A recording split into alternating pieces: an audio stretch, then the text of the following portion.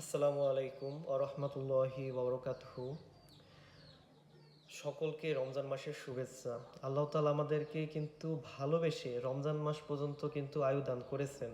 এই জন্য লাখো কোটি শুকরিয়া আদায় করি আল্লাহ পাকের দরবারে। আল্লাহ তাআলা কিন্তু আমাদেরকে ভালোবেসে গুনাহ সমূহ মোচন করার জন্য একটি পবিত্র মাস প্রেরণ করেছেন।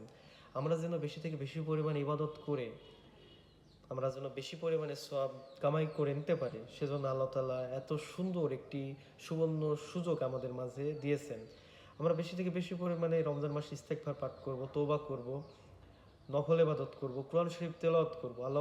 আল্লাহ তাআলা কিন্তু আমাদের মাঝে মানুষের জীবন বিধান হিসাবে কোরআন মাজিদ কিন্তু আমাদের মাঝে প্রেরণ করেছেন।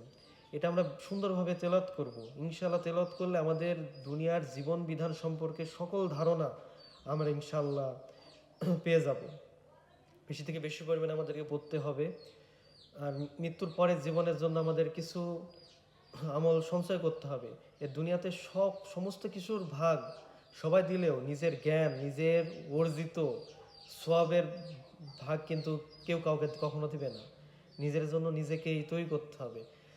দেখেন কি সুন্দরভাবে আমরা যদি কোরআন শরীফটি পড়ি, বিসমিল্লাহির রহমানির রহিম, ইয়াসিন ওয়াল কুরআনিল হাকিম। শপথ জ্ঞান গর্ভ কোরআনের। ইন্নাকা লামিনাল